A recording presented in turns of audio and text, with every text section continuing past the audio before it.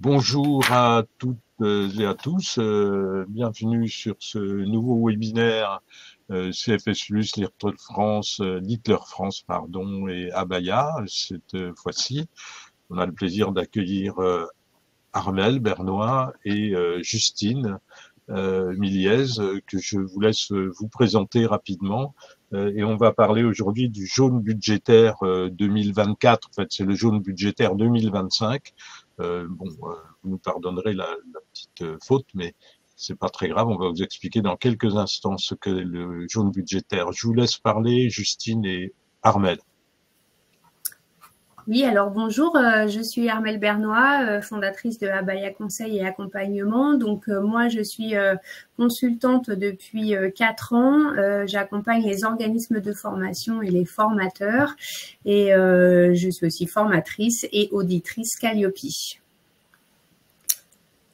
Bonjour à toutes et à tous. Pour ma part, Justine Miliès, je suis avocate collaboratrice au sein du cabinet Littler France et plus particulièrement au sein du pôle acteur du droit de la formation professionnelle qui a été fondé par... Je ne sais pas si vous m'entendez, mais moi j'ai un problème, je ne vous entends pas.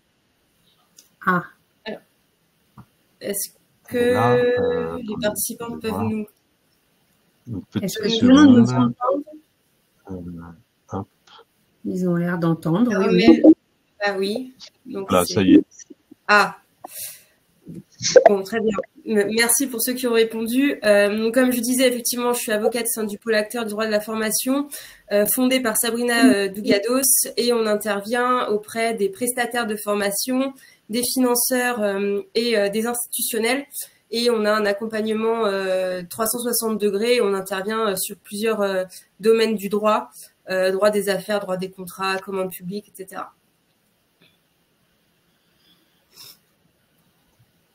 Voilà. Donc moi, Michel Bojard, vous êtes présenté parce que je vous ai pas entendu au tout début, donc tout va bien.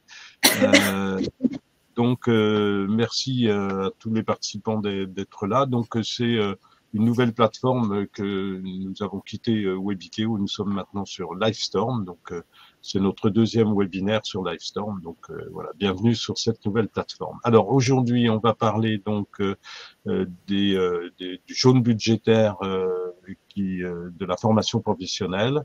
Les jaunes budgétaires, vous allez nous expliquer, Justine et Armel. En réalité, c'est un document annuel qui est produit par le gouvernement sur l'ensemble des activités économiques du pays. Donc, je vous ai mis un lien dans le chat avec, vous pouvez aller télécharger tous les jaunes budgétaires que vous avez envie de télécharger. Et bien sûr, celui qui nous concerne aujourd'hui est le jaune budgétaire de la formation professionnelle. Voilà, et ça concerne le projet de loi de finances 2025. Donc, on va commencer.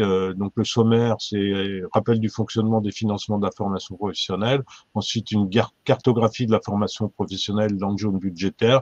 Et puis, un point sur le projet de loi de finances 2025. Voilà, qui est un grand sujet d'actualité avec puisque le projet de loi de finances 2025, il a valu déjà la chute d'un gouvernement. Bon, alors on y va. Rappel du fonctionnement des financements de la formation professionnelle. Je passe la parole à Armel. Oui, donc ce qu'on constate, c'est que il y a une certaine méconnaissance du fonctionnement des financements de la formation professionnelle. Donc, on le rappelle, tout part d'une contribution unique à la formation professionnelle versée par les entreprises, les non-salariés ou les particuliers employeurs à l'URSSAF, qui reverse en fait à France Compétences, et l'État, bien sûr, gère France Compétences. Donc, France Compétences, je le rappelle souvent, moi, à tout le monde, c'est vraiment l'entité que vous devez surveiller dans votre veille. Vous devez aller régulièrement sur leur site, puisque eux, ils vont gérer tous les dispositifs et tous les financeurs et également les certifications. Donc là, Michel en sait quelque chose. Et tous les dispositifs, en fait, tous les financeurs vont avoir une redispatch, en fait, des fonds sur les FAF, notamment pour tous les gérants, les salariés, les non-salariés, pour les OPCO, Pour les dispositifs comme les projets de transition professionnelle, également l'aide au permis de conduire, le dispositif conseiller en évolution professionnelle également, la CDC, donc la Caisse des dépôts et des consignations qui, elle, gère le CPF, entre autres. Et puis les régions également qui reçoivent ce redispatch, et puis donc l'État par le biais des demandeurs d'emploi et de France Travail. Voilà, donc ça c'est vraiment un aperçu global du fonctionnement que vous devez garder en tête pour bien comprendre les financements de la formation professionnelle. Alors peut-être pour compléter, alors effectivement, France Compétences, c'est l'acteur majeur dans l'écosystème de la formation professionnelle. Ce qui se passe, c'est que effectivement, France Compétences va donner un pourcentage à chacun de ces différents financeurs qui vont ensuite financer les différents dispositifs de la formation professionnelle après que l'État ait doté France Compétences pour la formation des demandeurs d'emploi. Donc on est à peu près à 800 millions d'euros là pour les demandeurs d'emploi. Et on se rend compte que France Compétences, globalement, emploie ses fonds principalement pour l'apprentissage et le compte personnel de formation. On le verra tout au long de ce webinaire, ce sont quand même les deux dispositifs les plus utilisés, les plus usités. Et on a notamment la délibération de France Compétences là, de novembre 2024, que je vais vous mettre dans le chat là, juste après, qui vient modifier son budget, qui avait d'ailleurs été rectifié en avril dernier. Et on se rend compte que globalement, c'est assez stable pour les projets de transition professionnelle. N'hésitez pas à nous poser des questions sur ces dispositifs si vous ne les connaissez pas. Stable donc comme je disais, pour le projet de transition professionnelle et le plan de développement des compétences, donc pour les entreprises de moins de 50 salariés. Et en diminution de moins de 10,6% pour l'alternance, malgré, on va le voir, une augmentation de l'utilisation de ce dispositif depuis déjà quelques années en raison des différentes aides de l'État dont on parlera ensuite au travers de ce webinaire. Voilà, pour compléter ce qu'Armelle nous a présenté juste avant.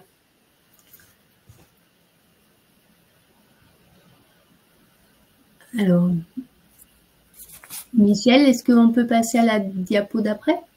Oui, voilà, pardon, je disais, mon micro était coupé. Donc je disais que, mais si on n'a pas de questions, on passe à la question suivante. Enfin, le chapitre suivant, plus exactement, cartographie de la formation professionnelle. Donc là, on rentre dans le jaune budgétaire que vous pouvez télécharger. Vous avez des documents à télécharger, donc vous pouvez télécharger le document que vous avez sous les yeux, et puis vous pouvez télécharger aussi le jaune budgétaire de la formation professionnelle. Normalement, je l'ai mis en téléchargement. Là, comme ça, vous aurez le document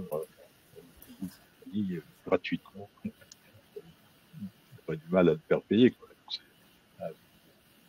C'est un document public. Voilà. Alors, on y va. Dépenses au titre de la formation professionnelle continue et de l'apprentissage en 2023, 55,3 milliards d'euros. Justine? Oui, alors c'est un chiffre qui est provisoire, mais voilà, ce montant a vocation en fait à répondre aux tensions de recrutement qu'on peut observer dans certains secteurs d'activité et aux besoins de compétences qu'ont les différents salariés et non salariés dans le cadre de leur emploi. Ces 55,3 milliards d'euros, qu'est-ce qu'ils nous disent? C'est qu'en fait, depuis 2020, on se rend compte qu'il y a une augmentation de 51% des dépenses au titre de la formation professionnelle continue. Tous les dispositifs ne sont pas nécessairement utilisés ni mis en œuvre par les différents prestataires de formation. Mais voilà, on se rend compte quand même que la formation professionnelle se développe et voilà, et les dépenses ne font qu'augmenter. En 2023, on a d'ailleurs les entreprises qui deviennent les principaux financeurs avec 27% de la dépense totale. Vous avez une comparaison sur le schéma là des différentes dépenses par financeur entre 2021 et 2023. c'est plutôt assez stable pour l'ensemble des financeurs, à l'exception des opérateurs de compétences qui ont donc vocation à financer l'alternance, mais également le plan de développement des compétences, donc l'apprentissage et contrats de professionnalisation. Et on se rend compte qu'entre 2022 et 2023, il y a une hausse de quasiment 8,5% des dépenses des opérateurs de compétences. Et en parallèle, pour les autres organismes de formation, pour les autres organismes financeurs, qui comprennent notamment France Travail et la Caisse des dépôts et consignations, on est plutôt sur une tendance à la baisse, puisqu'on a une diminution de 11,6% des dépenses. Et ça, c'est notamment lié, on le verra après, à la diminution du nombre d'entrées au sein du compte personnel de formation suite aux différentes mesures de régulation qui ont été mises en place par la Caisse des dépôts et consignations depuis 2022, c'est 2023 et encore cette année en 2024. Alors, concernant les opérateurs de compétences, c'est vrai que ce sont des données qui représentent bien la réalité, puisque l'alternance et plus particulièrement l'apprentissage c'est largement développé. On a une augmentation du nombre de CFA qui est passé de quasiment 1000 à 4000 CFA en octobre 2024 même. Avec un million d'apprentis formés à fin décembre 2023, et tout ça est lié en fait aux différentes mesures qui ont été mises en place par le gouvernement, qui ont vocation à être revues. On le verra à la fin de ce webinaire, mais notamment avec l'aide à l'embauche depuis le plan de relance en 2020, qui permet quand même aux entreprises de faciliter l'emploi d'apprentis et en contrat de pro, sauf depuis le 1er mai, puisque, comme vous le savez, l'aide à l'embauche pour les contrats de pro a été supprimée depuis le 1er mai 2024. Mais voilà, ça a quand même facilité et favorisé le développement de l'apprentissage. Alors, si on passe sur la slide suivante. Alors, on a juste une petite question là, qui est les 15 milliards, les 15,3 milliards des entreprises sont-ils ou pas compris dans les 55,3 milliards? Oui, tout à fait. Voilà. Alors, on passe à la slide suivante. Moi, j'avais une question qui était, mais on va peut-être le voir, c'est les frais pédagogiques qui sont reversés aux organismes de formation que nous sommes pour la plupart ici. Alors ça, peut-être Armel, je sais pas si... Non, peut-être qu'on peut en parler là sur les coûts qui sont pris en charge justement au titre de ces dépenses. La rémunération des stagiaires, les coûts pédagogiques. Oui, il y a une page spécifique dans le jaune là-dessus qui est très intéressante, notamment pour les connaissances des centres de formation, parce que c'est vrai que tout le monde n'applique pas ces coûts pédagogiques en plus des prises en charge définies par les branches. Donc, c'est toujours important aussi de bien regarder les petites lignes dans ces jaunes-là, parce que il y a pas mal de détails qui vous permettent de découvrir aussi des dispositifs supplémentaires pour aussi pouvoir vous récupérer un petit peu d'argent également. Donc les coûts pédagogiques, là vous avez toute une section. Alors je n'ai plus la page en tête, mais en tout cas je vous la redonnerai là dans le chat, où vous avez toute l'explication de ce que ça prend en charge. Notamment le coût formateur, le coût administratif. On entend souvent que vous passez beaucoup de temps à renseigner les entreprises, ou voire des fois à faire le job à leur place. Donc ça peut être ces coûts palliatifs peuvent être ajoutés au coût de la prise en charge du contrat et financé par l'OPCO. Je vous cherche la page tout de suite et je vous le mets dans le chat. Je te laisse continuer du coup, Justine, parce que Michel, je crois qu'il a une quinte de tout. Alors, sur le public bénéficiaire de l'ensemble de ces dépenses, il y a globalement un ralentissement de l'utilisation de ces dépenses pour les jeunes. et plutôt une stagnation pour les autres publics, que sont les demandeurs d'emploi, les actifs occupés du secteur privé, les personnels qui se forment aux formations sanitaires et sociales, et également les agents de la fonction publique. Donc pour ces publics-là, on est plutôt à un ralentissement et une stagnation de la dépense en fonction de ces publics.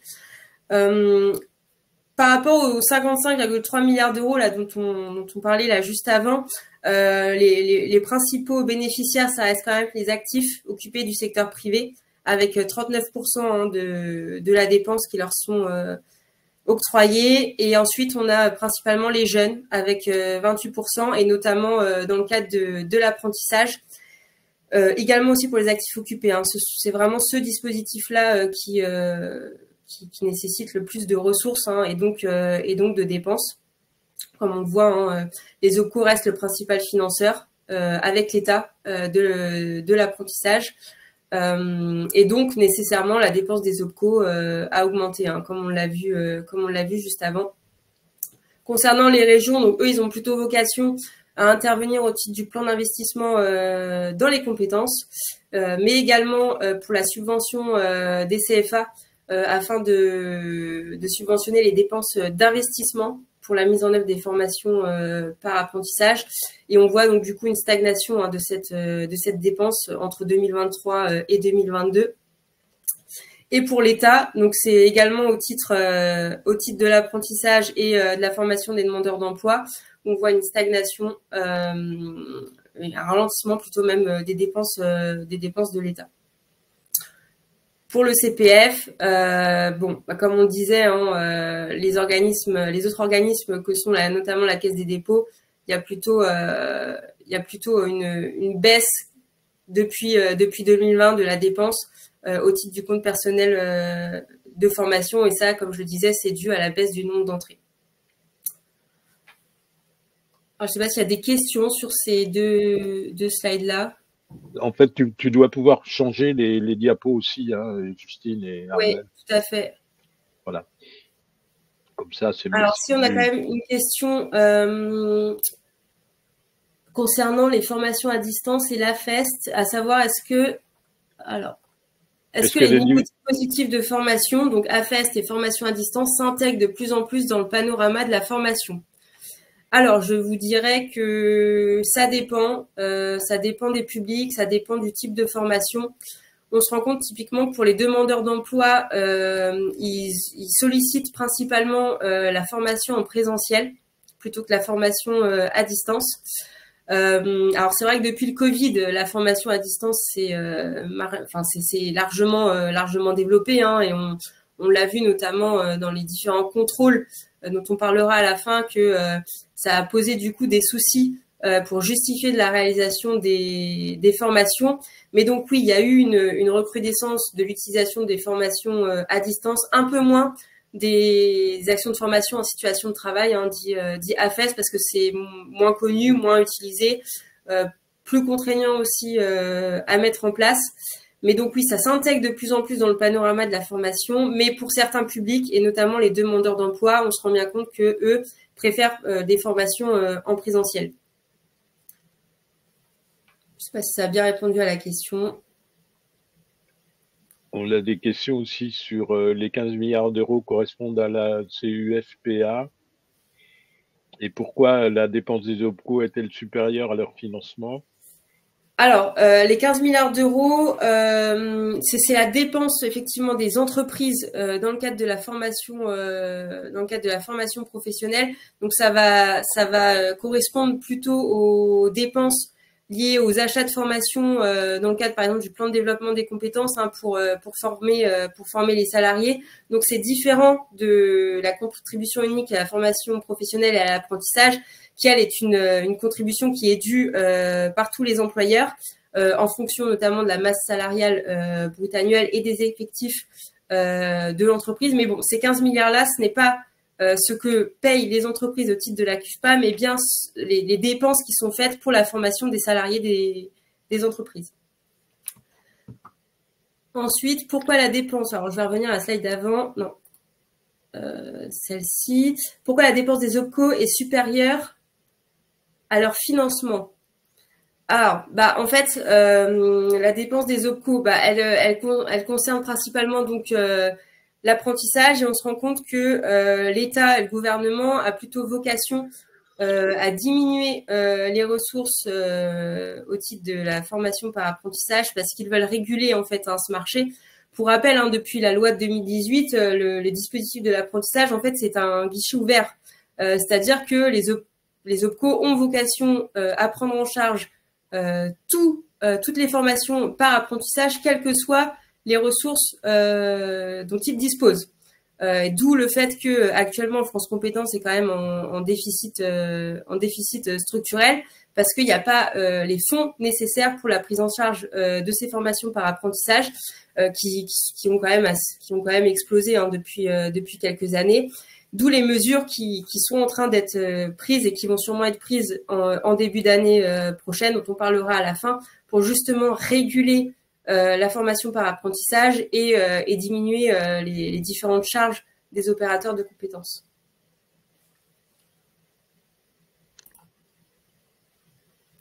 Alors, on passe au sujet suivant, c'est ça? Tout à fait. S'il n'y a pas d'autres questions.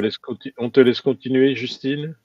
Alors, Armel, on n'a pas de questions particulières. Non, c'est ça. Il y a aussi, je pense, le financement, le FNE formation qui a aussi été porté par les OPCO, donc qui augmente aussi peut-être le chiffre que tu as affiché, Justine. Oui, tout à fait. C'est un dispositif qui est moins utilisé que les autres dispositifs de financement. D'ailleurs, on a peu de visibilité sur le FNE pour l'année prochaine, même si on sait qu'effectivement, là, les OPCO donnent encore des accords de prise en charge jusqu'au 31 décembre pour des formations qui seront réalisées en 2025. Mais voilà, et on sait que le budget prévoit quasiment 150 millions d'euros pour le dispositif du FNE formation, mais on a quand même peu de visibilité sur ce dispositif de financement pour les années à venir, même si on pense que il y aura quand même une continuité de ce dispositif-là. Alors, concernant les interventions en matière de formation professionnelle, l'idée là, c'est de vous faire un panorama des différents dispositifs de formation qui sont mis en œuvre, notamment donc l'apprentissage, le plan de développement des compétences, la promotion par alternance. On verra ensuite le compte personnel de formation et la formation des demandeurs d'emploi. Alors, concernant l'apprentissage et le contrat de pro, donc comme je le disais, il y a eu une augmentation des contrats d'apprentissage, principalement dans le secteur privé, avec un peu moins dans le secteur public, et corrélativement une baisse de 3,1% des contrats de professionnalisation. Pour ces deux types de contrats, le jaune budgétaire nous précise que globalement, la durée des contrats a plutôt vocation à diminuer et que les publics cibles pour les contrats d'apprentissage sont plutôt les moins de 25 ans ou ceux qui ont au-delà de 25 ans. Et pour les contrats de pro, on est plutôt sur un public de moins de 30 ans. Voilà, malgré qu'on voit une diminution des contrats de pro. Les secteurs qui utilisent le plus l'apprentissage, ça va être les secteurs industriels et secteurs de la construction. Donc, comme je vous le disais, c'est bien les OPCO qui ont vocation à financer ces deux dispositifs-là. Au-delà des contributions conventionnelles et des versements volontaires, je ne sais pas si Armel, tu voulais en parler, mais on se rend compte qu'au titre des versements volontaires, donc qui sont versés de façon volontaire par les entreprises auprès de leurs OPCO compétents, il y a une très nette diminution, quasiment 20% des versements volontaires au profit des OPCO. Et concernant les contributions conventionnelles, donc eux qui sont fixés par accord de branche, on a quasiment 713 000 actions qui ont été financées via les contributions conventionnelles. Et pour rappel, ces contributions conventionnelles ont vocation uniquement à prendre en charge la formation professionnelle continue, et donc pas l'apprentissage, qui, comme je vous le rappelle, relève de la formation initiale. Donc voilà, donc Ce qu'il en ressort, c'est qu'effectivement, on a une augmentation du nombre de contrats d'apprentissage et plutôt une diminution du contrat de professionnalisation. Et ça, c'est bon, voilà. Je pense que la tendance sera dans ce sens-là pour les prochaines années, notamment dû à la suppression de l'aide à l'embauche pour les contrats de pro depuis le 1er mai dernier. Il y a aussi beaucoup de mesures de régulation enfin, il y a des mesures qui vont être prises par le gouvernement, parce que c'est vrai que au regard du déficit structurel, on est quasiment à 9 milliards d'euros sur France Compétences. L'État et le gouvernement souhaitent réguler l'apprentissage, donc notamment réguler le volume d'apprentis en jouant sur le montant de l'aide à l'embauche, que ce soit en fonction du nombre de salariés de l'entreprise ou du niveau de la certification préparée. Également jouer sur les niveaux de prise en charge en les diminuant. On avait un rapport de l'IGAS et de l'IGF qui proposait une diminution dans la limite de 150 millions d'euros, avec une diminution moyenne de 5% des niveaux de prise en charge. Il y a plusieurs autres mesures, mais on les verra à la fin sur l'exonération en CSG et CRDS. Voilà, donc bon, l'État globalement souhaite réguler et diminuer les charges liées à l'apprentissage, et donc faire supporter ce coût plutôt aux entreprises employeurs. Concernant maintenant le plan de développement des compétences, on voit il y a 41% des salariés du privé qui ont pu bénéficier d'une formation au titre du plan de développement des compétences, qui concerne que les entreprises de moins de 50 salariés. Pour rappel, ce seront l'ensemble des actions qui sont mises en place par l'employeur pour maintenir les compétences et garantir l'adaptation au poste de travail de ces salariés. Donc voilà, 41% des salariés du privé ont pu en bénéficier. Et ça dépend effectivement de la taille de l'entreprise et du secteur. On voit que les secteurs industriels et tertiaires sont les plus représentés. Les OPCO ont pris en charge 688 000 formations pour 1,3 million de stagiaires, avec un coût global de 662 millions d'euros. Donc ça représente quand même une grosse partie des dépenses des opérateurs de compétences. Excuse-moi, Justine. Enfin, je sais pas si on avait les chiffres dans le jaune, je m'en souviens plus, mais ce qu'on constate quand même, c'est une augmentation de la formation des salariés.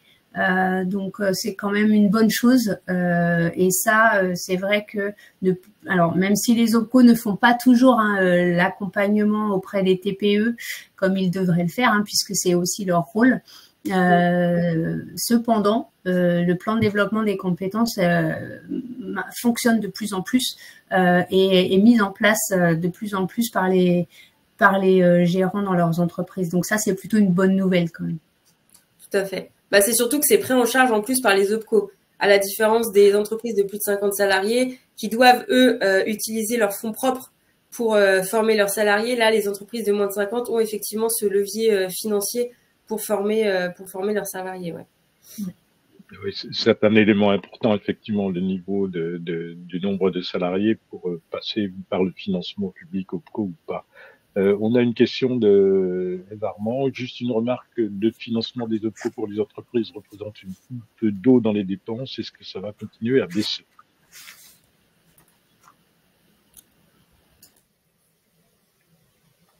Dans le chat, juste une remarque, le financement des OPCO représente une goutte d'eau dans les dépenses. Est-ce que ça va continuer à baisser? On n'a pas. Alors moi, j'ai pas trop la vision là sur comment répartissent les fonds des différents opérateurs de compétences, mais je suis pas sûre que ça ait vocation à baisser, mais plutôt à augmenter pour former leurs salariés. On voit les différents besoins de compétences, sont toujours présents. Mais bon, je peux pas m'avancer pour vous dire que, voilà. On aura la réponse avec le jaune budgétaire 2026 dans un an. Ouais, non, mais après, pour moi, vu que les branches aussi flèchent des métiers en tension et des formations nécessitant une montée en compétences, hein, surtout sur des secteurs bien particuliers, comme par exemple le numérique, hein, où effectivement ça va très vite et les salariés ont un besoin d'augmenter leurs compétences assez rapides. Si les branches, on le constate, hein, les branches professionnelles qui font bien le job, du coup, c'est vrai que les formations sont bien financées et c'est suivi derrière et les entreprises jouent le jeu. Par contre, il y a certains secteurs où effectivement, on est plutôt avec des branches qui sont peut-être un peu moins réactives et en stagnation sur des financements qui sont un peu plus difficiles à mobiliser, quoi. Donc voilà, le secteur du bâtiment est un peu concerné, hein, tous ceux qui font tous les CFA du bâtiment le savent bien, c'est compliqué de mobiliser les salariés en formation parce que c'est des métiers qui ne permettent pas le remplacement des salariés sur le terrain. Et donc forcément, là, les dispositifs aussi qui sont mis en place sont compliqués à mobiliser. Donc après, moi, je suis pas convaincue que ça va descendre nécessairement sur ce point de vue-là. Mais par contre, c'est sûr qu'il va y avoir, pour moi, il y aura forcément des choses qui vont baisser ou des prises en charge qui vont baisser, ça c'est sûr. Vous avez dans le jaune budgétaire, hein, si ça vous intéresse, effectivement, page 124, un tableau qui ressent justement le taux d'accès à la formation en fonction des différents secteurs d'activité. On remarque d'ailleurs... C'est super intéressant de bien l'éplucher, celui-là, parce que les centres de formation qui forment sur ces métiers-là, par exemple l'agriculture, hein, on voit que l'agriculture, dans ce tableau-là, est le secteur qui se forme le moins. Donc, voilà, il y a sans doute des choses à creuser aussi quand vous êtes en veille ou au niveau de votre stratégie pour aussi comment attirer ces publics-là et comment cibler vos formations en fonction de ces tableaux-là. C'est toujours intéressant. Tout à fait. Surtout que si on prend le secteur de l'agriculture, c'est vrai que la mobilisation est très faible et voilà, et les agriculteurs ne pensent pas nécessairement à se former, donc il faut aller les chercher.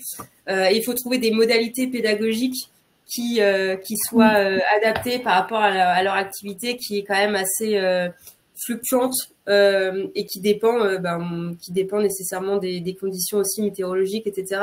Donc voilà, c'est des modalités pédagogiques de formation qu'il faut réussir à mettre en place pour mobiliser ces publics-là qui sont très peu formés et utilisent peu les dispositifs de formation. Alors, dans quelle catégorie de financement se situent les dispositifs de reconversion professionnelle? Alors ça, c'était la slide du début. Alors, si on revient avant... Hop. Pardon, hein, je lis les questions au fur et à mesure que... Pas de souci. Alors, tout ce qui va être PTP, Transco, si je dis pas de bêtises, ça va être dans les autres organismes. Donc, France Travail, CDC. Je sais pas si j'ai d'autres questions sur... Non. Donc, normalement, c'est autres organismes, France Travail, CDC, etc. C'est ça. Alors, on continue. Hein. Ouais. Alors là, sur cette dernière slide, donc il reste la promotion par alternance. On se rend compte qu'il y a plutôt une baisse de la mobilisation de ce dispositif, hein, qui, pour rappel, vise à faciliter pour les salariés un changement de métier ou de profession, ou encore une promotion sociale ou professionnelle grâce à l'obtention d'une certification professionnelle. La promotion par alternance, elle avait été notamment mise en avant dans le cadre du plan de relance, mais qui a pris fin en 2023. Donc on se rend compte que ce dispositif est moins utilisé maintenant. Et voilà, pour rappel, c'est effectivement des accords de branche qui fixent les formations qui peuvent être financées via la promotion par alternance. 204 ont été étendus là récemment avec un accord qui a reçu un refus d'extension, mais plutôt un dispositif moins sollicité. Donc à voir l'année prochaine, hein, si le nombre de proas aura augmenté ou pas, mais avec la fin du plan de relance, ce sera moins évident. Voilà, là on est bien sur les dispositifs de reconversion, n'est-ce pas? Tout à fait. Bon, ben on continue, voilà. Alors, il y avait une question sur le CPF. Est-ce que la contribution de 100 €, le reste à charge, entraîne une diminution d'utilisation de ce financement? Il est peut-être encore un peu tôt pour le dire et je ne pense pas que cette question soit traitée dans le jaune budgétaire de 2025, de celui que nous avons entre les mains, qui porte en fait sur les données de 2023. Or, le reste à charge n'existait pas en 2023. Donc, on ne peut pas répondre à cette question sur les données de l'année 2023. Tu confirmes, Justine? Oui, oui, tout à fait. Après, le nombre d'entrées dans le cadre du CPF, c'est aussi les mesures de régulation qui ont été mises en place, donc au-delà du reste à charge pour laquelle on n'a pas encore la vision, mais c'est toutes les campagnes de lutte contre la fraude, etc., qui font que effectivement c'est un dispositif qui est un peu moins utilisé, malgré que on le verra après sur le CPF, il y a quand même une augmentation du nombre d'organismes de formation qui sont référencés sur la plateforme, et on en parlera juste après. Voilà. Et puis, je vous invite sur ce sujet-là à voir le webinaire que nous avions fait sur le sujet avec Sabrina Dougados, Stéphane Rémy et la Caisse des dépôts sur le sujet du reste à charge. Et en particulier, il est expliqué dans ce webinaire comment le reste à charge peut être pris en charge, en particulier par l'employeur. Et ça, c'est un dispositif qui est très intéressant. Voilà. Alors, on continue. Donc, les 3 types de fonctionnement. Oui, alors j'avais rajouté cette slide-là parce que c'est vrai que souvent c'est un peu nébuleux le fonctionnement d'un OPCO. On ne sait pas toujours qu'est-ce que ça finance et comment ça fonctionne. Donc je rappelais juste que voilà, un OPCO finançait l'alternance principalement, donc 78% des charges de formation, ce qu'on a vu tout à l'heure en 2023. Également donc le plan de développement des compétences des salariés de moins de 50 salariés, 5% des charges de formation en 2023. Et puis fonctionnait aussi grâce aux contributions conventionnelles par accord de branche. Comme on l'a vu tout à l'heure, comme l'a dit Justine, ça représente donc 5% des fonds gérés par les OPCO et également par les contributions volontaires des entreprises de plus de 50 salariés. Voilà. Donc ça, c'était juste un petit rappel pour essayer de mieux comprendre comment fonctionnait aussi la répartition des financements dans les OPCO. Voilà, on peut passer à celle d'après. Et puis ensuite, c'est toujours intéressant aussi de consulter certains documents. Donc, votre veille là doit être active, c'est-à-dire que chaque OPCO définit des objectifs spécifiques en fonction aussi des demandes des branches. Donc ça, on le retrouve aussi dans le jaune où c'est bien expliqué. Je vous remettrai aussi la page dans le chat. Par exemple, Acto, OPCO Mobilité, OPCO EP, Commerce, Uniformation ont des objectifs relatifs au territoire ultramarin. Donc ça, quand on le sait, c'est vrai que ça permet aussi de se positionner stratégiquement au niveau des formations et des publics qu'on veut cibler.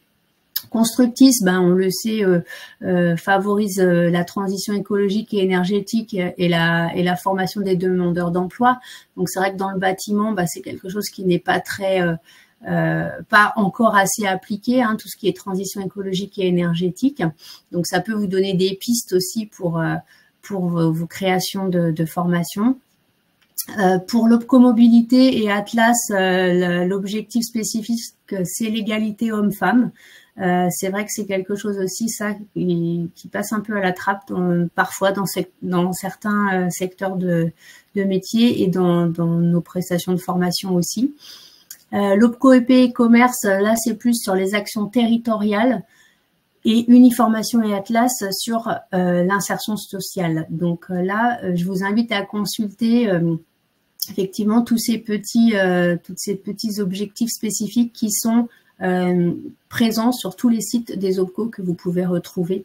Si vous tapez objectif spécifique tel OPCO, vous allez trouver un espèce de compte rendu qui va spécifier tout ça. Donc là, important pour vous stratégiquement OF pour vous positionner sur le marché.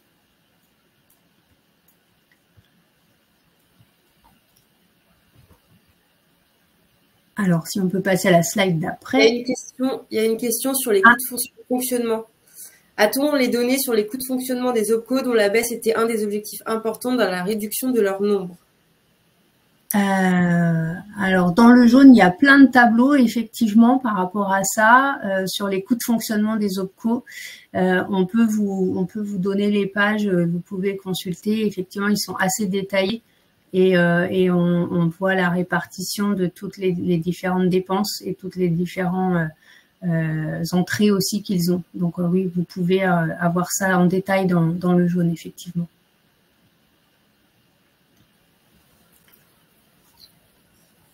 Alors, on va poursuivre cette intervention concernant le compte personnel de formation, hein, qui a connu un essor, hein, depuis quelques années maintenant. On est quand même aujourd'hui à 15 000, enfin fin 2023 à 15 000 organismes de formation avec 192 000 formations disponibles, hein, donc dans le catalogue. Et 1,3 million de dossiers ont été financés pour 1,2 million de bénéficiaires. Mais on constate quand même une baisse du nombre d'entrées de l'ordre de 28%. Et je reviens sur les formations à distance. 39% ont été réalisées à distance en 2023 contre 52% en 2022. Donc, vous voyez, dans le cas du CPF, hein, on se rend compte qu'il y a plus de formations finalement en présentiel qu'à distance. Globalement, hein, sur le CPF, les formations qui reviennent le plus, ce sont celles qui sont enregistrées au sein des répertoires nationaux, hein, donc le RNCP et le RS, mais également la formation au permis de conduire, hein. Ça reste le top 3 des formations qui sont mobilisées via le compte personnel de formation. Le public est plutôt... alors, il y a un public assez jeune de 13% qui ont 25 ans. Et 20% qui ont plus de 50 ans, pardon. Et un utilisateur du CPF sur 3 est un demandeur d'emploi. Il y a possibilité, hein, comme vous savez, d'avoir des abondements complémentaires, que ce soit par France Travail pour les demandeurs d'emploi, mais également les opérateurs de compétences via les branches professionnelles ou encore les entreprises par des versements volontaires. Ou encore correctifs. Et parmi ces abondements, il y en a 70% qui proviennent d'abondements correctifs des entreprises. Comme vous le savez, hein, les entreprises employeurs doivent organiser des entretiens professionnels de leurs salariés. Et en l'absence de respect de ces obligations, il doit abonder le compte personnel de formation du salarié. Donc voilà, donc les abondements correctifs représentent la grosse part quand même des abondements complémentaires pour le financement des formations. Et voilà. L'abondement, justement, peut consister à payer le reste à charge de 100 €. Tout à fait, c'est l'une des exceptions. Et comme ça, l'employeur aussi justifie du fait que il a bien participé à la formation du salarié une fois tous les 6 ans. Tout à fait. C'est une obligation. Voilà. Tout à Donc fait. ça, c'est une façon d'atténuer le reste à charge, hein. L'employeur prend à charge les 100 € du reste à charge. Voilà. Et ça a quelques avantages pour l'employeur. Voilà. Les agriculteurs ont un temps de travail prenant. Est-ce qu'on peut mettre en avant les MOOC avec une pédagogie modulaire? Corinne, c'est un peu hors sujet parce que bon, le MOOC, donc modalité pédagogique un petit peu externe. Enfin oui, on peut moduler les MOOC, mais pour les agriculteurs, si je veux dire, mais c'est pas vraiment dans le sujet. On n'a pas de données économiques là-dessus. Enfin, je ne crois pas qu'on ait ça comme sujet dans le jaune budgétaire. Voilà. Ouais, non, après le jaune mentionne juste que effectivement le secteur de l'agriculture est un peu à la traîne sur la formation. C'est ça. Voilà, ça, c'est intéressant. C'est intéressant. Ça, après, voilà, si oui. vous êtes un CFA dans le monde de l'agriculture, effectivement, c'est une donnée qui peut vous intéresser pour pouvoir mettre en place des nouvelles formations et pourquoi pas celle dont vous parlez. Il n'y a pas de souci. Oui, voilà. Ça peut être sûrement intéressant comme thématique de lancer dans le monde de l'agriculture, hein, mais en tout cas, je ne pense pas qu'on trouvera ça comme réponse dans le jaune budgétaire. Mais il y a des informations sur effectivement la formation des agriculteurs. On continue, Justine. Oui. Voilà, donc comme je le disais, hein, sur le CPF, on est plutôt sur une baisse du nombre d'entrées, mais ça reste un dispositif qui est quand même globalement assez maîtrisé et bien utilisé. Effectivement, comme vous le disiez, Michel, hein, quand il y a un abondement de l'employeur, le reste à charge est pris en charge via cet abondement finalement, et donc du coup, ces 100 € ne sont plus supportés directement par le bénéficiaire du compte personnel de formation. C'est l'une des dérogations qui a été prévue par les textes pour éviter le paiement de ce reste à charge. Après, de là à savoir si effectivement il va entraîner une baisse du nombre d'entrées l'année prochaine, voilà, on n'a pas encore la vision, mais ça fera peut-être l'objet d'un webinaire. Il y a aussi une chose importante à dire par rapport au reste à charge de 100 €, c'est que si la personne n'a pas suffisamment d'argent pour payer sa formation dans son CPF, les 100 € de son reste à charge sont compris dans la somme qu'il doit verser pour compléter son CPF. On rajoute pas 100 € supplémentaires. S'il lui manque 500 € pour payer sa formation, les 100 € sont compris dans les 500 € qu'il doit sortir de sa poche pour voilà. C'est juste un petit détail, mais qui est important à prendre en compte. C'est pas 100 € en plus de ce qu'il doit sortir. Tout à fait. Alors concernant maintenant la VAE, donc la validation des acquis de l'expérience, qui permet effectivement d'obtenir une certification grâce à la reconnaissance de l'expérience professionnelle du candidat, qui a fait l'objet de plusieurs réformes là ces 2 dernières années. On se rend compte quand même que globalement, il y a une augmentation du nombre de candidats jugés recevables pour l'obtention d'un diplôme délivré par l'État via une VAE, avec une augmentation de 7% par rapport à 2022. Il y en a un peu moins 2% par rapport à 2022 qui se sont présentés devant un jury de VAE, et également moins 2% qui ont reçu une validation totale en 2023. Avec un taux de réussite de 60%. Donc, les principaux enseignements, c'est vrai que la VAE n'est pas nécessairement souvent mise en œuvre. Il y a des gros problèmes de financement. On l'a vu là avec les formations sanitaires et sociales. Voilà, il y a pas énormément de budget, et c'est un dispositif qui mériterait quand même d'être plus souvent mobilisé.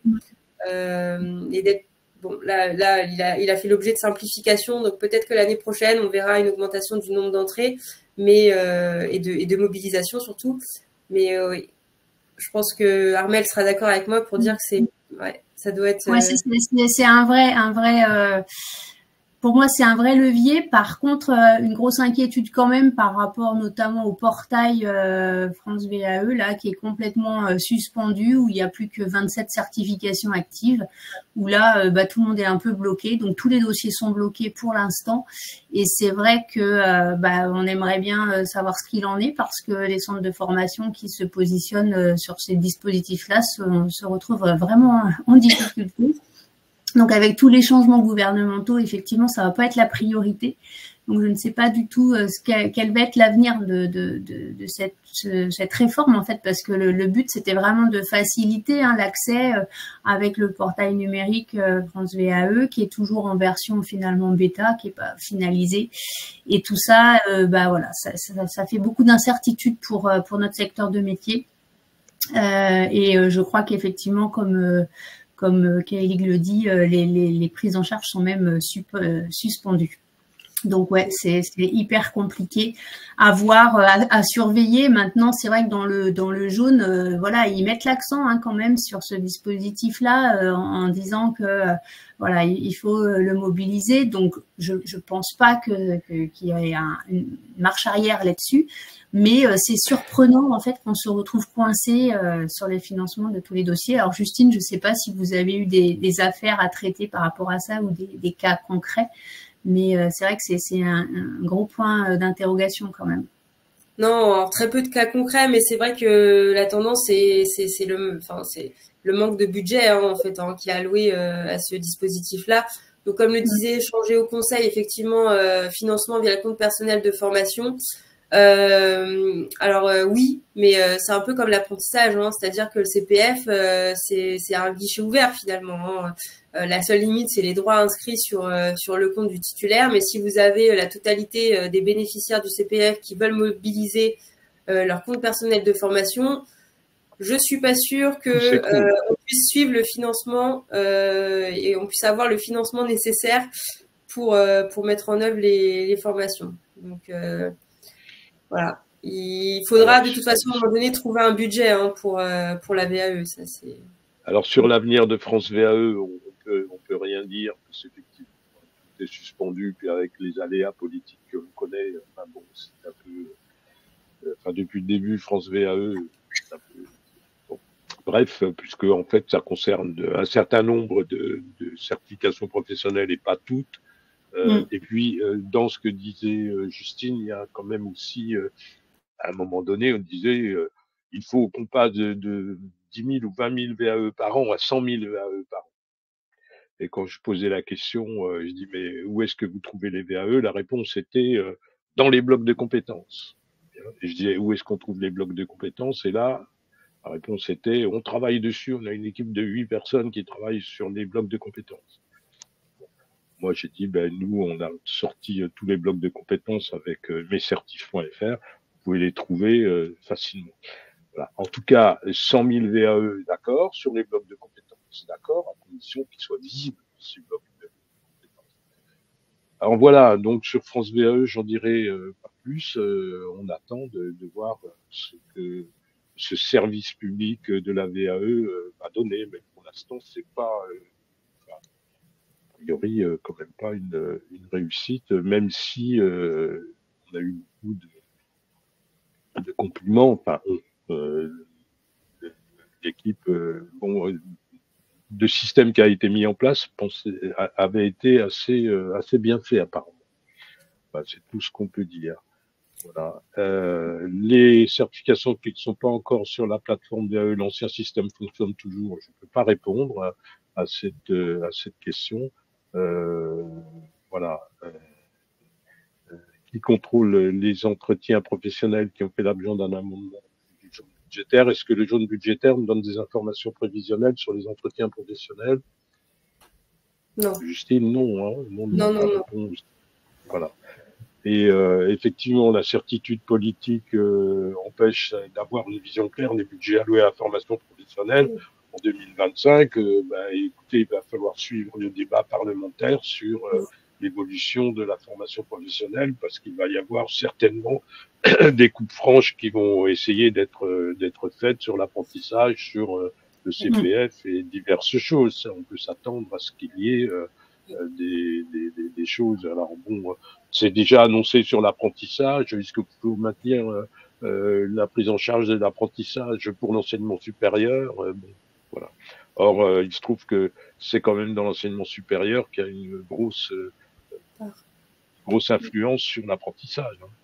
Ouais, ce qui n'était pas au départ l'idée initiale. Hein. L'idée initiale, c'était quand même de favoriser les métiers infrabac, les diplômes infrabac dans l'apprentissage. Mais bon, du coup, effectivement, je pense qu'il va y avoir une très franche régulation sur le supérieur par rapport à ça. Voilà, encore faut-il qu'il y ait des diplômes infrabac. Et si on compare, parce que moi je travaille sur le RNCP tous les mois avec les certifs.fr, et bon, il y a quand même un nombre de certifications professionnelles RNCP niveau 3, elles sont quand même en nombre nettement inférieur au niveau 7, au niveau 6, au niveau 5. Hein. Et un peu plus niveau 4, mais niveau 3, c'est vraiment... Voilà. Alors nous, chez CFS+, on est très content quand on accompagne des niveaux 3. Mais on est content quand on accompagne des niveaux 7 aussi, mais c'est plus fréquent d'accompagner des niveaux 5, 6, 7 que des 3, quoi. Voilà. Après, c'est dommage.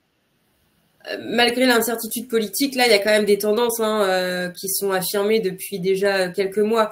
Donc même si effectivement on ne sait pas et ce qu'on vous présentera à la fin, c'est là finalement c'est caduc, hein, c'est-à-dire que le projet de loi de finances sera pas adopté tel quel, ça c'est certain, mais il y a quand même des tendances qui se dégagent, notamment sur l'alternance. Donc il y aura pas de grande révolution, mais voilà, plutôt des précisions sur ce qui sera effectivement retenu ou pas par le nouveau gouvernement. Alors, la question sur les conditions d'éligibilité au CPF vont-elles changer en 2025? Je vous renvoie à l'article du Code du travail, qui est l'article L6313-6-1, si ma mémoire est bonne, qui dit quelles sont les conditions d'éligibilité au CPF. Pour qu'une formation soit éligible au CPF, elle doit conduire à une certification RNCP, une certification répertoire spécifique ou à la validation d'un bloc de compétences. RNCP, BC. Donc voilà, ça c'est les conditions d'accès. Après, il y a effectivement le permis de conduire, le bilan de compétences et la création d'entreprise. Donc il y a eu un décret sur la création d'entreprise, ça va vraisemblablement encore évoluer. Maintenant, les conditions d'éligibilité ne changeront pas tant que le Code du travail ne changera pas. Les conditions d'éligibilité d'une formation sont dans un article du Code du travail. Il faudrait changer cet article pour changer les conditions d'éligibilité. Enfin, je parle sous le contrôle de la juriste, Justine. Moi, je ne suis pas juriste et j'ai pas le droit de faire du conseil juridique, mais c'est administratif. Non, mais c'est bien ça. Le véhicule législatif n'est pas le même que pour l'octroi des budgets aux différents dispositifs. Donc, effectivement, là, je suis pas sûre qu'il y ait une profonde réforme sur les conditions d'éligibilité des formations au cours personnel. C'est ça. Pour changer ça, faut changer le code du travail. Donc, ça passe par un décret, par la loi, par. Voilà. On continue. Il y a peut-être non. Alors. Donc pour finir là sur on n'a pas indiqué tous les dispositifs. Le jaune budgétaire est très très riche. Vous avez aussi le projet de transition professionnelle. Vous avez la mobilité internationale avec Erasmus+, etc. Bon, on s'est concentré sur les principaux. Et donc là notamment avec les demandeurs d'emploi. Où le nombre d'entrées, on se rend compte qu'il a diminué de 13% entre 2023 et 2022.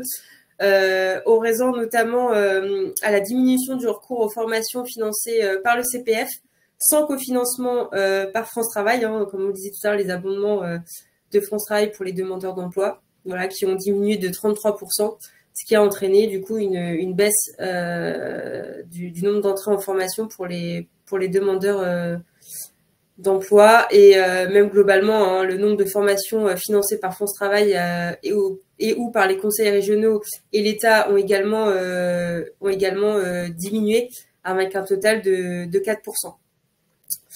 4%. Par rapport à celles qui sont commandées par les opérateurs de compétences ou les stagiaires eux-mêmes, on a plutôt à contrario une augmentation du nombre d'entrées en formation avec 22% par rapport à 2022 et avec un total de 1 138 000 entrées en formation de demandeurs d'emploi, tout financeur confondu.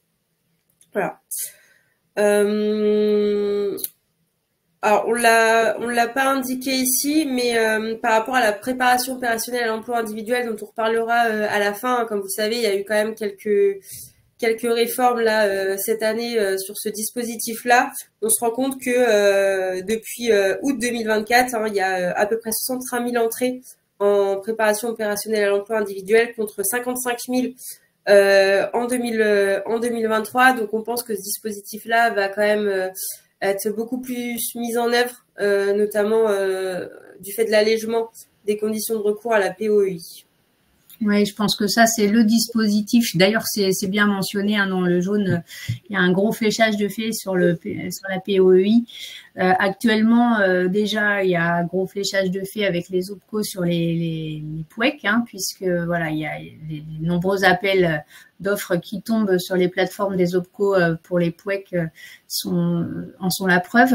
Mais la POEI, visiblement, reste un dispositif très fléché là pour les prévisions 2025. Donc, à vous aussi de bien regarder quel est ce dispositif, comment il fonctionne, et comment vous pouvez aussi le mettre en place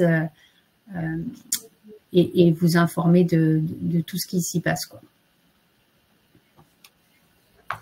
Alors pour terminer sur le conseil en évolution professionnelle, là c'est pareil. Donc pour rappel, c'est un service gratuit qui permet d'accompagner tout actif dans son parcours professionnel, généralement qui est mis à la suite d'un bilan de compétences. Il y a 3,2 millions de nouvelles entrées en conseil en évolution professionnelle en 2023. Voilà, donc il y a une nette augmentation, on a plus de 18% sur ce dispositif-là, et qui est gratuit.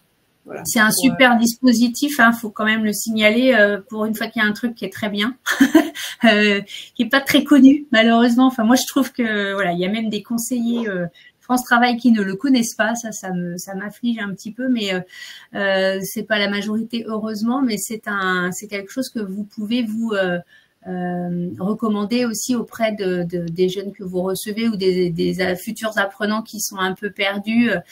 C'est vrai que c'est un service qui est public et qui est entièrement pris en charge et qui est vraiment très facilitant, et qu'on soit salarié ou pas d'ailleurs. Donc voilà, tout le monde peut y avoir droit. Donc je vous invite à regarder de plus près aussi ce service-là.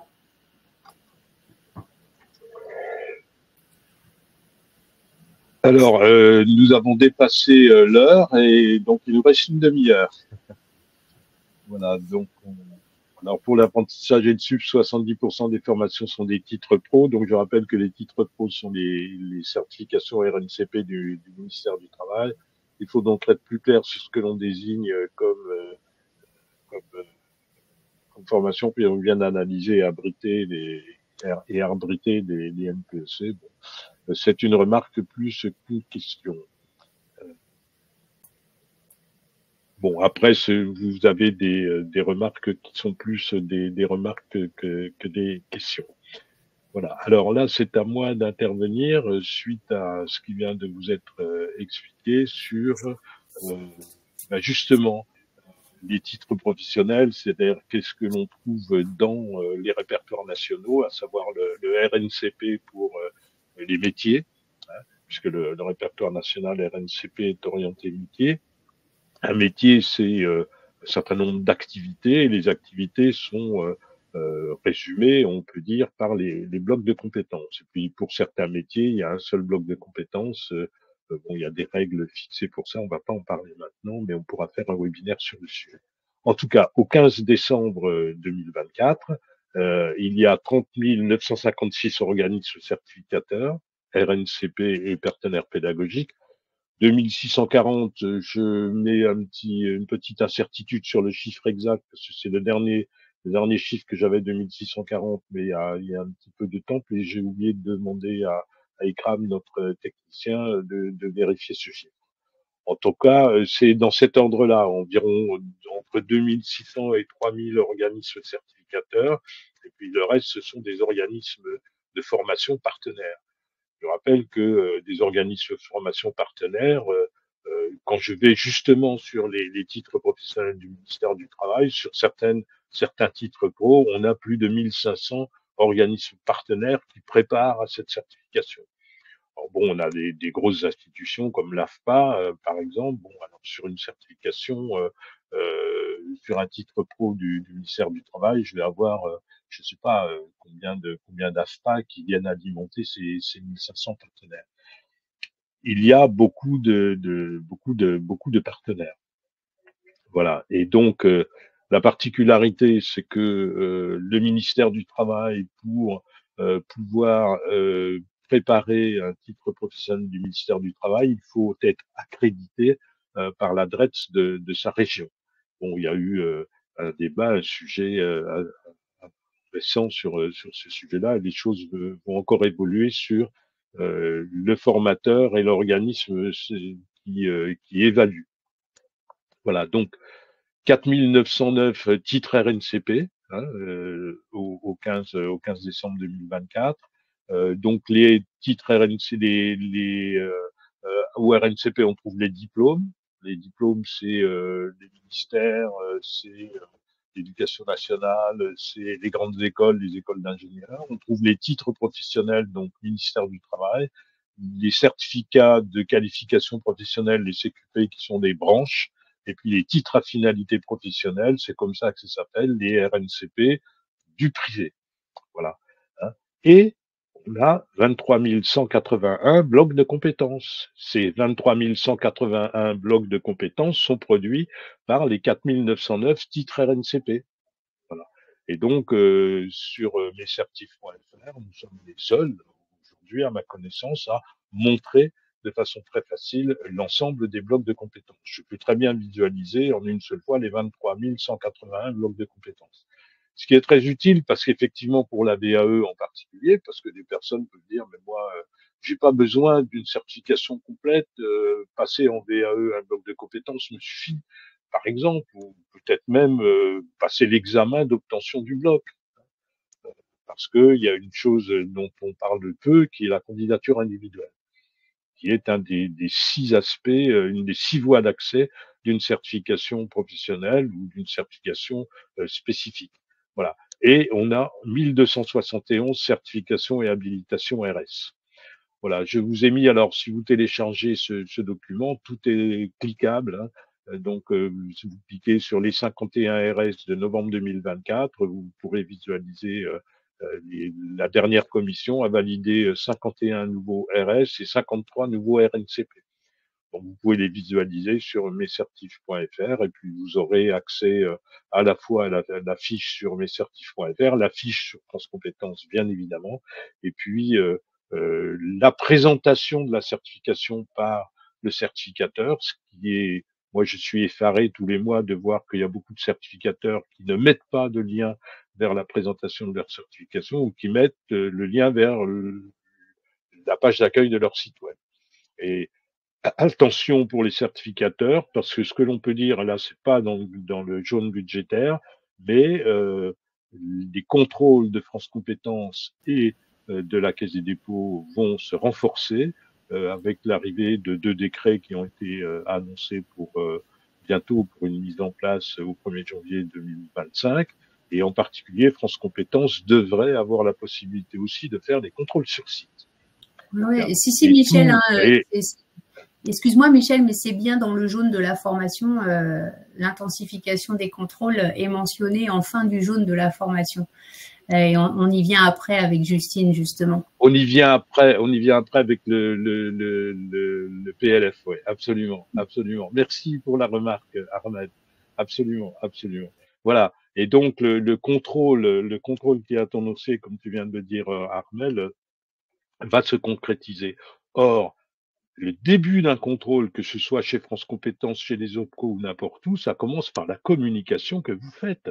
La communication que vous faites sur votre certification, puis la communication que vous faites sur la formation continue, ou la formation initiale, ou l'apprentissage, ou le contrat pro, ou la candidature individuelle, ou la VAE. Il y a 6 voies d'accès. Ben, communiquer sur les 6 voies d'accès de façon différente, adaptée à chaque fois. Voilà. Mais la communication est très importante. Et quand on voit que les certificateurs commencent par ne pas mettre de lien vers la présentation de leur certification, de l'enregistrement de leur certification, je pense que c'est un peu inquiétant. J'arrête de parler parce que je suis un peu atteint par le Covid et j'ai du mal à parler longtemps.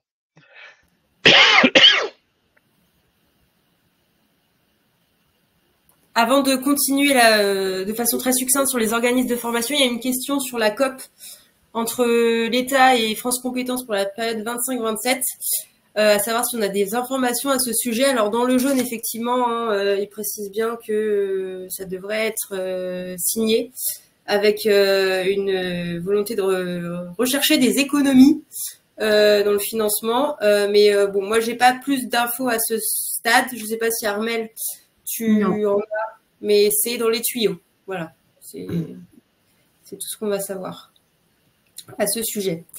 Donc, pour continuer sur les organismes de formation de façon très succincte, hein, parce qu'il nous reste plus beaucoup de temps, ce qui leur ressort, c'est une augmentation du nombre d'organismes de formation déclarés. On voit un chiffre d'affaires qui a augmenté de 3% par rapport à 2022, avec 28,7 milliards d'euros. dont 28% concernant les formations par apprentissage. Le recours à la sous-traitance n'est pas très élevé, hein. On a seulement 12% des organismes de formation qui ont recours, ce qui est quasiment constant, hein, par rapport à des... Quand il est bien déclaré, hein, parce que on le constate souvent, nous, en tant qu'auditeurs Calliope, que voilà, dans le BPF, la sous-traitance n'est pas déclarée ou est omise, et on se rend compte aussi que le BPF est très mal maîtrisé par les OF et très mal rempli. C'est aussi un document qui est très pénible à remplir, hein, n'est-ce pas? Et en fait, voilà à quoi il sert. Voilà, le BPF sert à extraire ces données là que Justine vous présente. Vous savez enfin à quoi ça sert. Alors non, mais tout à fait. Mais alors c'est vrai que alors déjà sur la notion de sous-traitance, déjà on le voit encore, hein, nous au sein de notre cabinet, hein, la notion de sous-traitance pédagogique n'est toujours pas maîtrisée par les prestataires de formation. Donc pour savoir si on doit ou non les déclarer dans le BPF, c'est nécessairement compliqué. Et effectivement, pour le remplissage du BPF, il y a souvent des erreurs qui sont commises et on a quasiment 15 000 organismes de formation qui ont vu leur numéro de déclaration d'activité déclaré caduc parce que le BPF n'a pas été rempli en fait, hein, parce que c'est une obligation, hein, pour les organismes de formation de le remplir tous les ans. Et à défaut, vous risquez la caducité de votre numéro de déclaration d'activité. Voilà, sur les organismes de formation, je ne sais pas si vous voulez ajouter d'autres éléments. Non, bah après, voilà, la sous-traitance est encadrée, hein, par la loi également, donc ça serait bien de se pencher sur la question. Nous, on le voit aussi, là je parle en tant qu'auditrice, où tout le monde n'est pas sous-traitant en fait non plus, donc voilà, n'exigez pas non plus à chaque fois des choses qui n'ont pas lieu d'être. Il faut vraiment là faire appel à des juristes aussi si vous avez la moindre question, parce que c'est vrai que c'est quand même très important et quand tout se passe bien tant mieux, mais quand ça dérape, c'est là où si les choses sont pas bien faites, ça peut être assez compliqué. Alors la formation au remplissage du BPF, je crois que Centre Info propose pas mal de choses là-dessus, donc vous pouvez aller voir ce qu'il propose. Je crois même qu'il propose un accompagnement ou un guide. Il y a un guide, mais il y a peut-être ouais. Voilà, donc mais c'est vrai que ils essayent de simplifier les choses etc. Et bon, ça reste un document qui est quand même assez complexe. Donc, essayez de bien vous renseigner pour remplir les cases, quoi.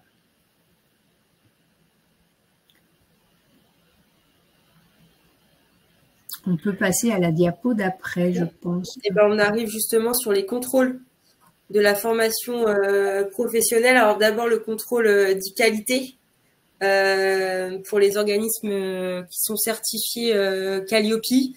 Donc on a 44 910 organismes certifiés au 30 juin 2024 sur c'est quasiment la moitié, hein, des organismes de formation qui ont la certification Calliope. Pour rappel, hein, elle est obligatoire uniquement lorsque vous souhaitez mobiliser les fonds publics ou mutualisés. À défaut, hein, vous n'êtes pas obligé d'être certifié Calliope.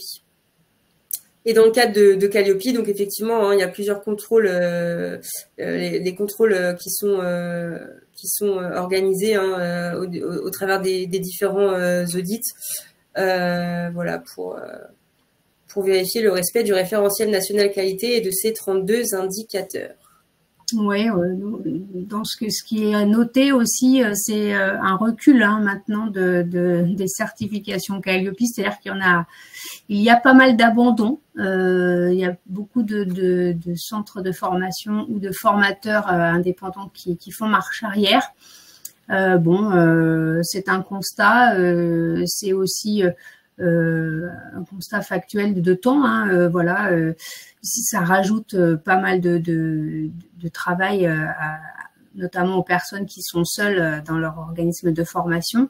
Ceci dit, on constate aussi, nous, en tant qu'auditeurs, que ça y est, la qualité commence à être de mieux en mieux appliquée au sein des centres de formation et comprises aussi. Donc ça fait plaisir. On voit que ça y est, il y a eu une marche de franchie et ceux qui s'en emparent bien et font les choses de façon qualitative et avec du sens. Donc, il reste encore beaucoup de travail à faire, notamment à donner du sens à ce qu'on fait et pas produire du document pour produire du document, parce que c'est pas le but du jeu. Mais en tout cas, il y a aussi un nouveau décret qui est paru, il me semble, alors je ne sais plus trop la date, il me semble que c'était l'année dernière, comme quoi les OPCO vont aussi être en mesure de vérifier la qualité des prestations proposées. Donc ça, c'est en cours. Alors pour l'instant, ils n'ont pas forcément le personnel dédié. C'est ce qui remonte sur le terrain, mais en tout cas, les contrôles vont se durcir aussi du point de vue qualité. Un rapport aussi de l'IGAS très intéressant là-dessus, qui souhaite durcir un petit peu aussi la qualité dans les CFA. Et il y avait aussi, il me semble, un document fait par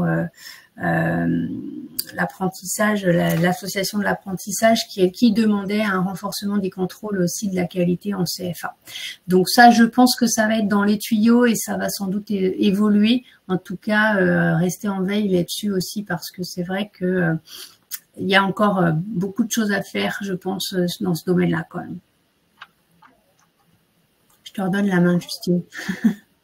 Alors, juste pour répondre là, sur la vérification de la qualité par les OPCO, super, mais sur quels critères? Effectivement, c'est une bonne question. Il y a ça, et puis c'est aussi contrôler pour contrôler, quoi, parce que c'est vrai que si nous, en tant qu'auditeurs, on est là aussi pour s'assurer du respect du référentiel, si en plus l'OPCO derrière refait un contrôle, si en plus l'ADREX refait un contrôle, ça multiplie les contrôles. Malheureusement, on en vient à un surcontrôle de tout ça, mais parce qu'il y a encore des pratiques qui sont abusives, on le voit au quotidien aussi, quoi.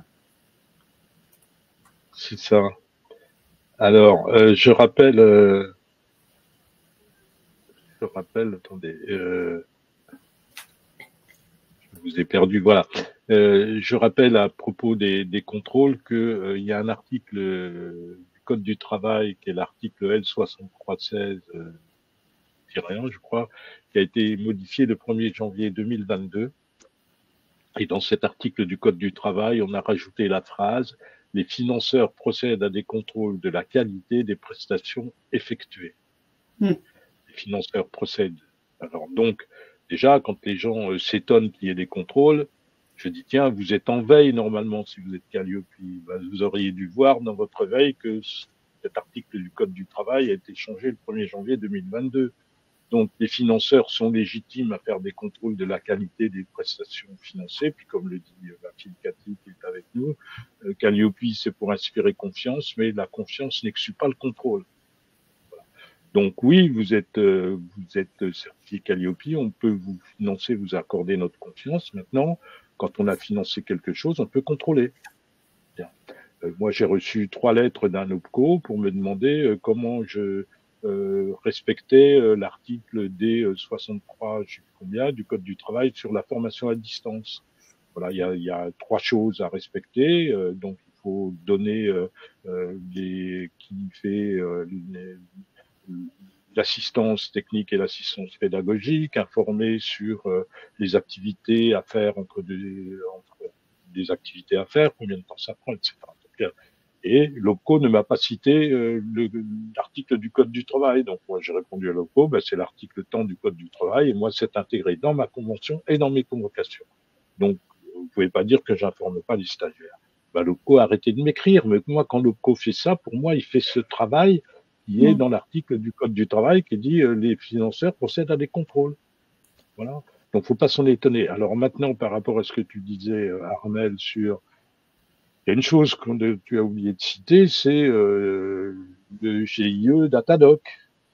Ce Datadoc n'existe plus, mais le GIE de ZEF, là, je sais plus comment il s'appelle, est toujours là. Et donc, normalement, c'est ce GIE qui serait chargé de faire du contrôle mutualisé pour les OPCO.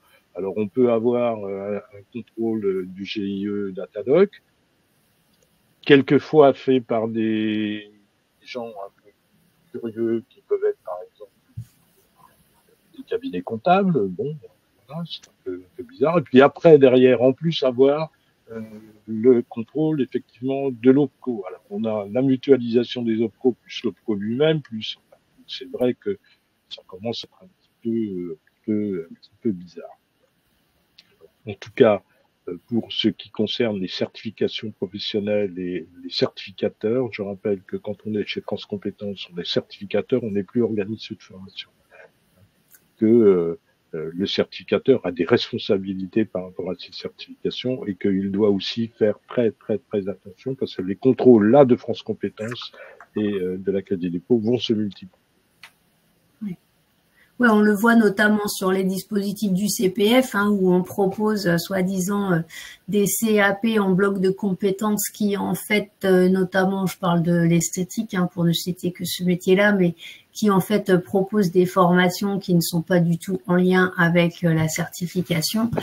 Ça, va falloir vraiment arrêter parce que là, du coup, vous risquez complètement la suspension et une amende terrible, hein. Donc, je pense que là, ça va être encore un grand ménage à faire sur mon compte formation parce qu'il y a encore beaucoup trop de formations qui sont proposées et qui n'ont rien à voir avec l'éducation. Et puis, il y a un trou dans la raquette qui s'appelle l'éducation nationale. Oui. Parce qu'autant le ministère du Travail fait un système d'accréditation, autant le ministère de l'Éducation nationale, je décide de préparer un CAP, ben je dis voilà, moi je te prépare au CAP. Un aspect du CAP qui est, j'ai eu le problème de la question moi dans le domaine du vitrail, quelqu'un qui faisait l'aspect pratique du vitrail, réaliser un vitrail, mais bon voilà, c'était un aspect du CAP. Et donc alors évidemment, je déclare que je prépare une certification enregistrée au RNCP, ce qui est vrai. Et puis je dis, eh ben tu vas passer l'examen en candidat libre. Mais comme l'éducation nationale ne reconnaît personne, eh ben on peut pas dire à l'éducation nationale est-ce que monsieur machin est bien allé passer sa certification, son CAP de ceci ou son BEP de cela ou son BTS. L'éducation nationale ne répond pas, et ça c'est un vrai problème. Bon, voilà, je ferme la parenthèse. Mais en tout cas, voilà, ça va se durcir, ça c'est sûr. Voilà. Et encore une fois, la légitimité, en tout cas des contrôles, ne peut pas être mise en cause. Et alors, au-delà des contrôles qualité, hein, vous avez effectivement les contrôles économiques et financiers hein, dont l'État a la charge, notamment via les DRETS, pour contrôler la bonne utilisation des fonds publics et le bon rattachement des dépenses, qui a quasiment eu 1000 contrôles hein, pour un montant total de 447 millions d'euros, avec des sanctions financières hein, qui ont été prononcées. La plupart des non-conformités, c'est principalement l'inexécution des actions de formation, ou en tout cas l'absence d'éléments permettant de démontrer la réalisation de la formation, des publicités non conformes ou encore l'absence de comptabilité séparée. Voilà, ce sont les trois grosses non-conformités qui ont été relevées dans les décisions qui ont été prises suite aux différents contrôles économiques et financiers. Alors, vous avez ensuite les contentieux hein, devant les juridictions administratives, avec globalement des décisions qui sont plutôt favorables à l'administration et défavorables aux administrés. C'est également le cas en 2024. Hein, on a recensé les contentieux hein, devant la Cour d'appel et les tribunaux administratifs. Et effectivement, hein, on relève aussi que les décisions sont plutôt favorables à l'administration. Et c'est également sur les mêmes sujets, hein, c'est-à-dire des dépenses qui ne sont pas justifiées ou pour inexécution de la formation. Et au-delà de ces contentieux-là, vous avez aussi le contrôle du compte personnel de formation hein, de la part de la CDC dans le cadre de la réalisation des formations. Généralement, les contrôles ils sont diligentés quand il y a une variation du chiffre d'affaires, des signalements ou des plaintes, ou lorsque l'organisme recourt beaucoup à la sous-traitance. Voilà, ce sont les gros points qui déclenchent généralement des contrôles de la part de la CDC. Voilà, pour finir sur les contrôles. Alors, je ne sais pas s'il y a encore des questions, mais je crois pas que c'est plus des affirmations. Non, ce qu'on constate aussi, hein, c'est que voilà, alors quand on fait un audit, on n'est pas là pour faire un contrôle. Hein, c'est pas notre travail de faire le rôle de la DRETS. Mais ceci dit, on constate, enfin moi personnellement, je vois qu'il y a énormément de choses qui sont non conformes lorsque j'audite. Donc faites attention quand même à bien vous mettre au clair avec ça, surtout parce que au risque d'un contrôle, je crois qu'un contrôle, alors moi j'en ai jamais eu encore, mais un contrôle de DRETS, c'est beaucoup moins drôle qu'un audit Calliope. Confirme. Confirme. Oui, je confirme que les auditeurs Calliope ne sont pas habilités à faire du contrôle administratif, non, du contrôle technique. Moi, j'en ai eu un une fois qui a commencé à faire du contrôle de sécurité incendie. Je dis, mais monsieur, vous êtes habilité, vous avez une carte d'habilitation à faire du contrôle de sécurité incendie, hein. Et puis c'est pareil, si on commence à faire du contrôle du RGPD, mais je dis, vous êtes inspecteur de la CNIL. Et puis si on commence à faire du contrôle URSSAF, je dis, vous êtes inspecteur de l'URSSAF, etc., etc. Donc oui, chacun a son rôle. Je pense qu'aussi au niveau, si je dois me permettre, hein, au niveau du contrôle des auditeurs, on doit aussi, nous être un peu plus contrôlés sur ce qu'on fait en audit, parce qu'il y a encore aussi beaucoup d'auditeurs qui ont des pratiques qui ne sont pas respectueuses ni de l'audité ni du référentiel. Donc il y a aussi des contrôles il y en a, hein, normalement, hein, on est censé aussi être nous contrôlés. Je pense que ça devrait aussi se durcir. Ça s'est amélioré quand même, parce qu'au début. Bien sûr. Heureusement, tout s'améliore, on s'améliore aussi. Ah oui, voilà. Le début a été assez folklorique. Hein, ouais. Ouais. Voilà. On continue, parce que là, il nous reste à peine 10 minutes. 4 minutes, ouais. Sur le projet il faut qu'on finisse sur le projet de loi de finances, parce qu'il nous reste 4 minutes, en fait.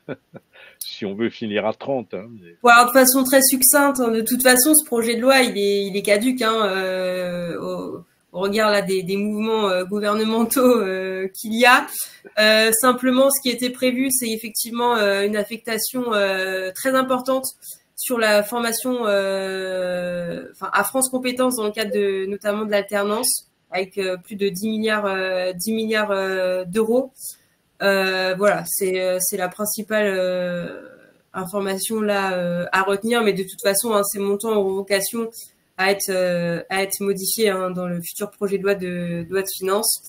Et il y avait 2 dispositions principales qui étaient prévues, avec l'exonération de la taxe d'apprentissage des rémunérations dues aux apprentis par les mutuelles et l'harmonisation des taux de taxe d'apprentissage entre l'Alsace-Moselle et les autres départements, puisque pour rappel, hein, actuellement, le taux de taxe est à 0,44%, donc un taux réduit, hein, pour l'Alsace-Moselle, et du fait que le recours à l'apprentissage est globalement au même niveau que ce qui est fait au niveau national, il n'y a pas de raison que ce taux ne soit pas harmonisé avec le taux des autres départements. Mais ça, c'est pas une grosse nouveauté, parce que c'était déjà une modification qui est revenue souvent par les années précédentes. Voilà. Mais on ne sait pas si ce sera maintenu dans le nouveau projet de loi de finances. Vous pourrez retrouver les détails de toute façon avec le support. Là, pareil, sur la loi spéciale, on va pas s'étendre, hein, mais c'est vrai qu'elle a été votée suite à démission du gouvernement, mais elle ne permet pas l'adoption là du projet de loi de finances tel quel, hein. C'est une loi spéciale qui vise à autoriser l'État à emprunter, notamment. Sinon, ça bloque quand même la France là pour les semaines à venir. Mais bon, sur le projet de loi de finances, voilà, il faudra être en veille sur ce qui sera fait en janvier 2025. Armelle, je te laisse prendre la main peut-être sur... Ouais, donc pour finir rapidement, les focus sur les prévisions de 2025, en tout cas pour France Travail, hein, sont spécifiés dans la fin du jaune. où là, voilà, on met une action, un fort accent sur les préparations opérationnelles à l'emploi individuel, et puis avec du coup une possibilité voilà, d'agir en tant que tiers de confiance pour les opérateurs du CEP et la création d'un service numérique formé recruté. Alors il y a plein de choses qui vont être, enfin qui sont créées. Moi je trouve que voilà, ça fait beaucoup de création de choses numériques et à force qu'il y en ait beaucoup, c'est compliqué pour tout le monde. Mais bon, il y a encore des choses qui vont se faire. Mettre en œuvre aussi un diagnostic partagé des besoins de compétences des entreprises avec les conseils régionaux et les branches, en ciblant tout particulièrement les publics prioritaires visés par le plan d'investissement dans les compétences. Donc ça, je vous invite à aller regarder ce que c'est que le PIC ou le PRIC. Voilà. Et là, vous avez des indications qui sont marquées. Donc voilà, sur les sites aussi des régions, vous avez des dispositifs d'aide en lien avec ce besoin de compétences des entreprises sur le territoire. Et puis, poursuivre le financement de l'aide individuelle à la formation, qu'elle soit liée ou non à la mise en œuvre d'un CPF. Donc là, voilà, France Travail a mis en place en 2024 les conditions générales de financement que doivent respecter les organismes de formation. Donc ça peut être bien aussi que vous regardiez tout ça pour pouvoir vous en emparer. Et puis, bah voilà, c'est les principales prévisions, en tout cas, qui ressortent pour France Travail sur le jaune, dans le jaune. Après, j'avais fait un petit focus sur les personnes en situation de handicap. On sait que l'aide a été suspendue également.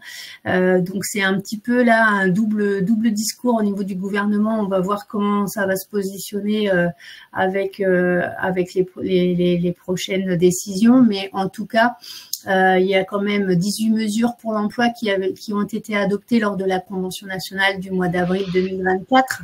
Et pour votre information, il y a la création d'un sac à dos numérique personnel qui recense les aménagements dont la personne a bénéficié depuis sa scolarité. Donc pour l'instant, ça c'est quelque chose qui, pareil, est en version bêta. On ne sait pas encore trop comment ça va fonctionner. Mais en tout cas, le but, c'est que vous ayez déjà tout le parcours en fait de la personne qui rentre en formation, de ses accompagnements spécifiques. Et puis qu'il y ait aussi une généralisation des plateformes de prêt de matériel pour éviter que les centres de formation achètent des équipements spécifiques qui ne resserviront peut-être pas. Donc ça, c'est plutôt une bonne idée, je trouve, de mutualiser, à voir comment ça va fonctionner. Il y a aussi une décision d'amélioration sur l'accès aux droits des personnes reconnues RQTH et puis qui se voient reconnaître les mêmes droits et peuvent par exemple bénéficier des aménagements ou compensations nécessaires à leur parcours de formation. Encore une fois, la GFIP reste votre interlocuteur principal et un appui est vraiment fait là au niveau de son développement sur le soutien au développement de la politique inclusive de formation au travers normalement la ressource handicap de formation que vous pouvez consulter sur le site. Et puis la mise en œuvre d'un dispositif Inclus Pro Formation qui consiste à préparer les publics en amont d'un parcours qualifiant ou certifiant. Et ce dispositif sera évalué en copilotage avec le FIFPH au cours de l'année 2024-2025. Donc, restez en veille voilà, par rapport à ça également, où vous pouvez avoir toutes ces informations-là dans le jaune, mais aussi sur le site, je pense, du ministère du Travail. Voilà. Voilà. C'est bon. On est... Alors, voilà. 33, c'est voilà, fini. Donc, on a terminé. Hein, on est à 1h33. On a dépassé de 3 minutes, ce qui est très bien. Derrière moi, là, vous avez l'Assemblée nationale, le Sénat. Voilà. Nous avons besoin de votre avis sur ce webinaire. Merci de bien vouloir le noter. Nous vous remercions pour votre participation. Belle journée à tous. Donc, vous pouvez voter. Hein. Voilà. Moi, je vote. Voilà. Et puis, nous envoyer vos réflexions. Ce webinaire sera visible sur notre page entreprise de Livestorm et puis il sera téléchargé dans la journée vraisemblablement sur notre chaîne YouTube également. Hein. Vous avez les deux liens là, à la fois sur Livestorm et sur YouTube. Voilà. Et puis vous avez en dernier les coordonnées d'Armel pour Abaya, de Justine et de Sabrina pour Victor France, de Cataline, ma fille Cathy qui est directrice chez nous, Sarah qui est assistante et moi qui suis président de CFS+, mescertifs.fr. Voilà. Merci à tous. Vous avez été jusqu'à 150. Vous avez été jusqu'à 150 connectés, donc c'est bien. Et puis, faites circuler l'information. Voilà, je pense que ce jaune budgétaire est important. Merci Justine. Merci Justine. Michel. Merci Armel. Merci. Et puis, à très bientôt. À bientôt. Au revoir. Au revoir.